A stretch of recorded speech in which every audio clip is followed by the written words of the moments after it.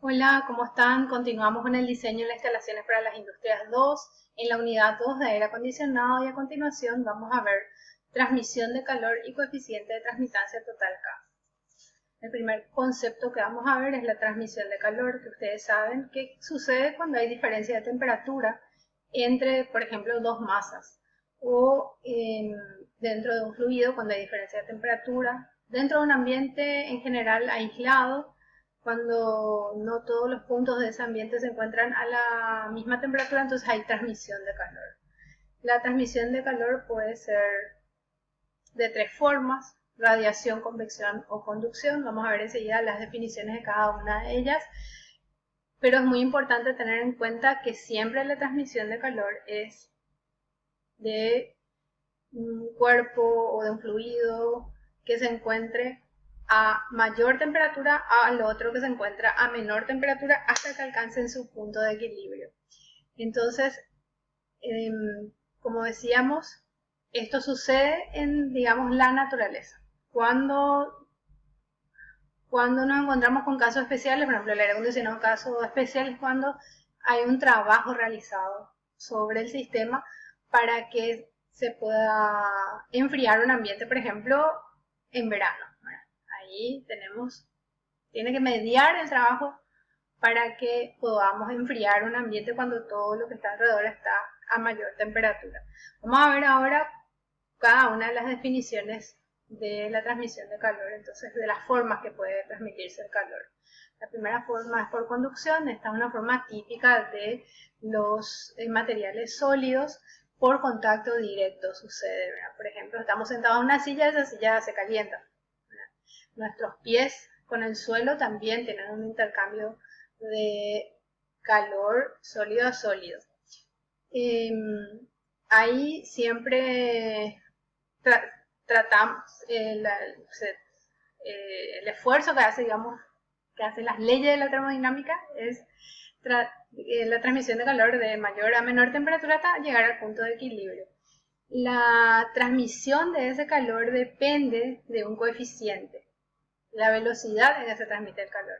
Ese coeficiente es el coeficiente lambda de conductividad térmica que vamos a ver enseguida para hacer cálculos de transmitancia de calor justamente.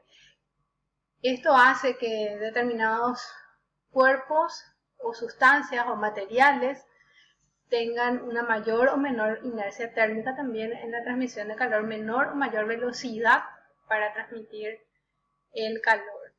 El siguiente tipo de transmisión es el de convección, que es propio de los fluidos. Ustedes saben que en general los fluidos tienen una densidad menor cuanto mayor es su temperatura. Eso genera naturalmente un movimiento. Esta propiedad de la convección es muy útil para, por ejemplo, los calefones solares, para las bombas solares también que aprovechan el fenómeno de la diferencia de densidad del agua a mayor temperatura para transmitir calor. Y en general lo que sucede es eso tanto en los fluidos líquidos como en los gaseosos. Y ahí se produce un movimiento de esos fluidos hasta que alcancen su punto de equilibrio también de una temperatura uniforme. Siempre que haya diferencia de temperatura van a haber esos movimientos. La siguiente forma de transmisión de calor es por radiación. En este caso no hace falta que exista un medio entre el cuerpo que emite radiación y el que recepciona la radiación, y el ejemplo más claro de eso es el Sol, donde a pesar del vacío que existe entre el Sol y la Tierra, incluyendo su atmósfera, a partir de la atmósfera recién es que empieza a haber una masa material. Igual nos llegan los rayos del Sol, que es la fuente principal de energía que tenemos en nuestro planeta. Otra característica de la transmisión de calor por radiación es que los cuerpos oscuros son los que más absorben el calor. Por eso es que cuando veíamos luminotecnia veíamos que las paredes, los techos claros tenían mayor índice de reflexión. ¿Qué pasa cuando una pared o un techo es oscuro? Lo que está haciendo es esa luz artificial o natural se está absorbiendo y se transforma en calor. y al mismo tiempo también son los cuerpos calientes los que más transmiten calor por radiación. Bueno, a continuación vamos a ver el coeficiente de transmitancia total K. Este coeficiente nos sirve para calcular la transmisión de calor que se da a través de un cerramiento, de una superficie que limita un ambiente interior de un ambiente exterior o de otro ambiente que puede ser también interior. Entonces, dependiendo de las características del material, por ejemplo, de un muro, de un techo o de un piso, si es que nos encontramos en una segunda planta, tenemos un coeficiente de transmitancia determinado. Teniendo ese coeficiente de transmitancia, nosotros podemos calcular la cantidad de calor que va a pasar a través de ese muro, o de ese techo, o de ese piso, como decía, si estamos en una segunda planta o superior. Va a ser igual a esta fórmula, que es la cantidad de calor, que a su vez realmente estamos midiendo en unidades de potencia, porque queremos saber la cantidad de calor por hora, que es lo que nos interesa para el cálculo de aire acondicionado. Va a ser igual al coeficiente de transmitancia de ese cerramiento por el área de cerramiento por la diferencia de temperatura. Entonces la cantidad de calor va a estar en kilocalorías por hora y ese coeficiente de transmitancia térmica, entonces podemos ver ya en qué unidades de medida va a estar. Va a estar en kilocalorías por metro cuadrado, por grados centígrados y por hora. A su vez, el coeficiente de transmitancia total K es igual a la inversa de la resistividad térmica. O sea, lo que nos mide el coeficiente de transmitancia es la capacidad de transmitir el calor a través del cerramiento que estamos analizando. Y en cambio, la resistividad térmica nos mide la resistencia que tiene ese cerramiento al paso del calor. Estas definiciones son importantes porque en función a estas definiciones, si por ejemplo quiero comparar dos tipos de cerramientos diferentes para ver cuál es el que tiene mejor aislación, el que más me conviene para ahorrar, tener menos flujo de calor y por tanto ahorrar energía en mi acondicionador de aire, tengo que conocer bien las definiciones, ¿no es cierto? Una mayor resistividad térmica es más conveniente que una resistividad térmica baja. Pero si hablo en términos de coeficiente de transmitancia total K, me conviene tener el coeficiente de transmitancia total K menor posible. Entonces, para términos de eficiencia, me conviene tener la mayor resistividad térmica, la mayor resistencia al paso del calor y la menor transmitancia posible, la inversa. Como vemos en este esquema, acá tenemos un muro, acá hay una cierta cantidad de calor de este lado que se transmite a través de un flujo que va reduciéndose a medida que pasa por diferentes materiales y también tiene una velocidad de transmisión para llegar al interior del ambiente que se quiere, en este caso refrigerar, y esto entonces está definido como la resistividad térmica total. Acá también es muy importante considerar que los materiales tienen opacos, los que no son transparentes tienen inercia térmica. Quiere decir que, claro, este flujo de calor no es que pasa instantáneamente como sería si fuese un material transparente donde no hay inercia térmica y por lo tanto el paso del calor es automático, inmediato, sino que hay una resistencia al paso del calor, por más de que el vidrio también tiene una resistencia al paso del calor. Vamos a ver eso, sobre todo cuando es un doble vidriado, es mayor.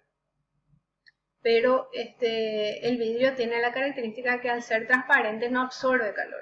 En cambio, un muro opaco sí absorbe calor, entonces tarda varias horas y puede conservar inclusive el calor aunque en el ambiente exterior ya esté haciendo frío.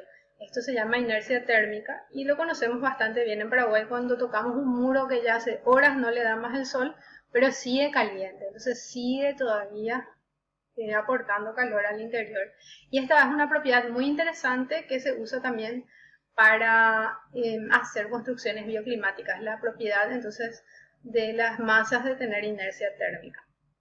Bueno, ¿cómo obtenemos el coeficiente de transmitancia K?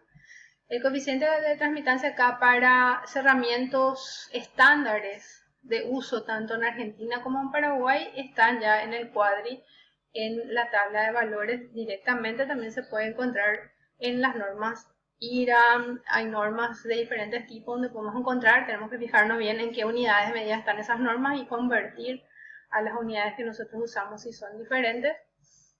Y ahí no tenemos problema. Por ejemplo, una mampostería de 30 centímetros, algo que conocemos, sabemos, es algo normal, entonces ya hay un coeficiente o estándar, digamos, está usual su uso, tanto en Paraguay como en Argentina, una mampostería de 30 centímetros de ancho de ladrillo común, y ya tenemos directamente el valor de K. Pero si usamos un cerramiento o existe un cerramiento un poco diferente al que está en las tablas del cuadri, que son de uso más habitual, ahí tenemos que hacer los cálculos. Ese es el caso, por ejemplo, del techo de teja con tejuelón, que se usa realmente en Paraguay. Casi el tejuelón, por lo que yo conozco un poco de la industria cerámica, prácticamente en Paraguay nomás se usa. El tejuelón también se usa, por supuesto, en España. Es algo que en Argentina no se usa mucho, entonces tenemos que hacer el cálculo para un techo de teja con tejuelón o para de repente un cerramiento con un espesor diferente o que tiene un material aislante en el medio, etc. ¿Y cómo hacemos eso? Nos basamos en el principio que la resistencia es igual a la suma de las resistencias, ¿sí? Cuando estamos hablando de una resistencia en serie. Entonces, la resistividad térmica total es igual a la resistividad térmica de cada uno de los elementos que componen el cerramiento. Entonces, 1 sobre K, que sabemos que la resistividad térmica es igual a 1 sobre K, va a ser igual a la resistividad de la superficie interior y exterior, que está definido por 1 sobre alfa E, donde alfa exterior y alfa interior, en este caso, son las resistencias superficiales, más la resistencia de cada uno de los materiales que componen el cerramiento con su espesor. Entonces tenemos el espesor 1 dividido el coeficiente lambda 1 que ya habíamos definido antes, que es el coeficiente de resistividad térmica, de conductividad térmica, perdón. Tenemos más el espesor 2 por el coeficiente de conductividad térmica 2, etc. Y si tenemos una cámara de aire también, esa cámara de aire tiene valores de resistencia a la cámara de aire que son también calculados en laboratorio. Igual que el coeficiente de conductividad lambda es resultado de un cálculo de laboratorio y es una característica del material. Por ejemplo, el zinc, la chapa de zinc se usa mucho en Paraguay. Bueno, el zinc tiene un coeficiente lambda determinado, el ladrillo común tiene, el ladrillo hueco también tiene, la teja también, etc. Y si no encontramos exactamente lo que queremos, también podemos hacer adaptaciones, tomando algunas consideraciones como estamos acostumbrados a hacer los ingenieros, ingenieras, hacer algunas consideraciones para poder hacer los cálculos. Bueno, entonces la suma de todo esto me da la resistividad térmica total y la inversa va a ser la transmitancia total K. Con esto entonces ya podemos hacer los cálculos y estamos listos para hacer ejercicios de esta parte. Gracias por la atención y nos vemos en el siguiente video.